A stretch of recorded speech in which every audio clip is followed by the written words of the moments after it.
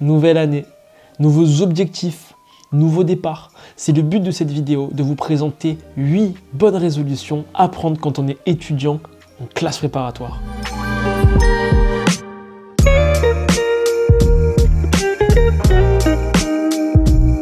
Dans un premier temps, il est essentiel d'être ambitieux. C'est l'année de l'audace, l'année de l'ambition et il ne faut pas avoir peur d'oser. C'est d'ailleurs le cas et la baseline dans plusieurs écoles, HEC Paris, Apprendre à oser, Never Stop Daring, chez Audencia. Bref, l'audace est partout dans les écoles et il faut l'avoir dès la classe préparatoire.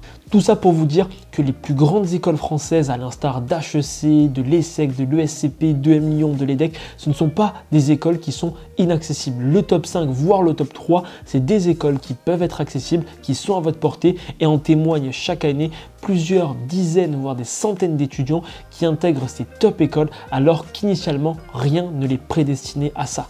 Vous voyez actuellement à l'écran s'afficher plein de témoignages présent sur le site de Mister Prépa. Vous avez tous les liens en description, mais également des vidéos d'étudiants qui ont cartonné et intégré des top écoles, alors qu'initialement, ils venaient soit de petites prépas ou soit que rien ne les prédestinait à ça. En bref, cette nouvelle année doit être une année pleine d'ambition, donc n'ayez pas peur, foncez et surtout osez, donnez-vous les moyens de réussir et pas de secret, tout va bien se passer. Comme le dit l'adage, seul on va plus vite, ensemble, on va plus loin. La classe prépa, c'est pas un sprint, c'est un marathon. Oui, à la fin, il y a un sprint. C'est pas pour autant qu'il faut abandonner ses collègues sur la fin, mais il est important de bien raisonner collectivement. C'est justement le moment du money time, le moment où tout se joue et c'est le moment où vous devez faire preuve d'entraide.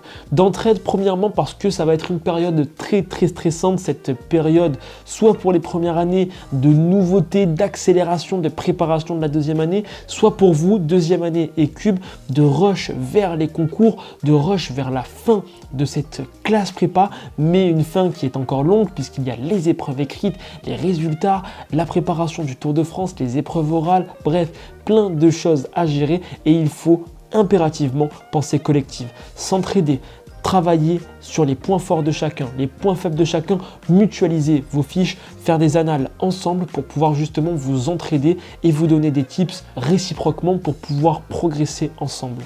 En bref, créer une émulation collective pour pouvoir arriver et dompter ces concours pour intégrer l'école de vos rêves. Donc oubliez les classements internes à votre prépa, la hiérarchie qui est établie parce que tout va se jouer lors des concours et il faut mieux arriver solidaire ensemble pour tout casser plutôt que penser égoïstement et derrière s'enfermer finalement tout seul dans cette fin de classe prépa. Et surtout que c'est des super souvenirs. TOV il va avoir 3. C'est pas grave, c'est la vie. Hein. Tout le 3. De manière générale, mais surtout sur cette ligne droite, il est essentiel de bien s'auto-discipliner. Et d'ailleurs, le mot discipline vient du latin discere qui signifie apprendre. Donc vous voyez que l'autodiscipline, c'est un art à part entière qu'il convient de bien maîtriser. Tout ça pour dire qu'il faut bien évidemment créer un programme sur mesure, notamment pendant la période de révision, alliant travail passif, travail actif et surtout en travaillant bien sur vos fiches. Donc il faut bien préparer cette dernière étape clé, l'étape des révisions, un mois avant la fin des concours. Tout ça pour vous dire qu'il faut donc prendre son mal en patience et surtout bien s'autodiscipliner. C'est le moment où il ne faut pas faire d'écart. C'est comme un sportif de haut niveau qui se prépare aux JO. D'ailleurs, coïncidence ou pas, les JO, ça a lieu en 2024 à Paris. Les concours pour les deuxième année et les troisième années, ça se passe en 2024. Bon, peut-être pas à Paris pour tous, mais ça se passe en France quoi qu'il arrive. Ce point est intimement lié au précédent. Mais tout ça pour dire qu'il ne faut absolument pas négliger le money time. Il ne faut pas faire d'écart sur cette fin de période et de fait il ne faut pas perdre de temps à scroller sur TikTok mais bien au contraire prenez le temps de bien travailler, de lire des rapports de jury, de lire des bonnes copies, bref de vous préparer de manière optimale tous les détails feront la différence, vous feront gagner des dixièmes de points qui vous feront gagner des centaines de places et qui vous feront gagner une intégration dans l'école de vos rêves. Donc le téléphone, encore une fois, on l'utilise. Si ça peut être utile, ça peut nous remonter le moral, mais si ça nous fait perdre du temps, on le met complètement de côté. Ce point est peut-être évident, mais encore une fois, il convient de le rappeler et nous allons d'ailleurs le découper en 3 parties distinctes. Premier élément, c'est manger sainement et manger proprement. C'est quelque chose qui est essentiel. Certes, on prépare un concours qui va être important d'un point de vue intellectuel et mental, beaucoup moins d'un point de vue physique, mais il faut être quand même dans de bonnes conditions physiques pour pouvoir assurer les concours qui sont éprouvants physiquement, vous allez le voir au moment où vous composerez. Le deuxième élément qui découle de ça, c'est d'avoir un très bon sommeil. Il ne faut pas le mépriser. C'est la raison pour laquelle chaque année, la majorité des candidats échouent parce qu'ils arrivent trop fatigués ou au contraire parce qu'ils se fatiguent trop lors des concours. Donc encore une fois, le sommeil, c'est quelque chose d'essentiel, de primordial qu'il ne faut pas du tout négliger pendant les concours, mais surtout en amont, ça se prépare. Donc dormez bien et on a d'ailleurs fait une vidéo à ce sujet, 10 conseils pour mieux dormir. C'est vraiment super intéressant et on l'a fait en s'appuyant sur des études qui ont été faites par des amis qui sont en médecine. Donc c'est vraiment pas mal et ça vous aidera à bien dormir. Et le troisième point, c'est de faire du sport. Certes, on prépare encore une fois un concours qui n'est pas physique, on ne prépare pas les Jeux Olympiques, même si certains d'entre vous vont peut-être participer à des épreuves.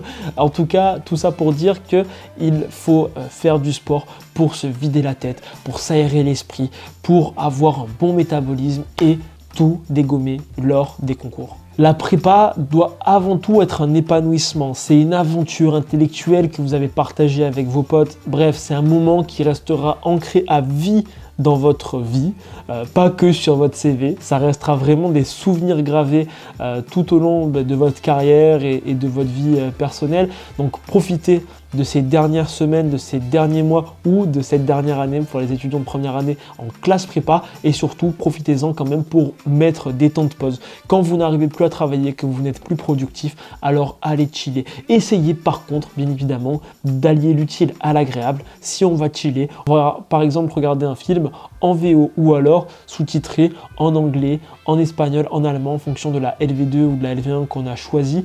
Tout ça pour vous dire qu'il faut chiller un peu avec modération pour quand même préparer ces concours. Gardez en tête vraiment que tout ce que vous allez faire qui sera bénéfique pour vous, vous permettra de vous mettre dans des bonnes conditions et vous permettra de grappiller des places pour le classement final. C'est ce qui compte le plus pour intégrer l'école de vos rêves. Dis-nous toi en commentaire, selon toi, la meilleure résolution à prendre pour cette année. Dis-nous peut-être aussi une anecdote qui s'est passée pour ton nouvel an et on se retrouve très vite sur Mister Prépa.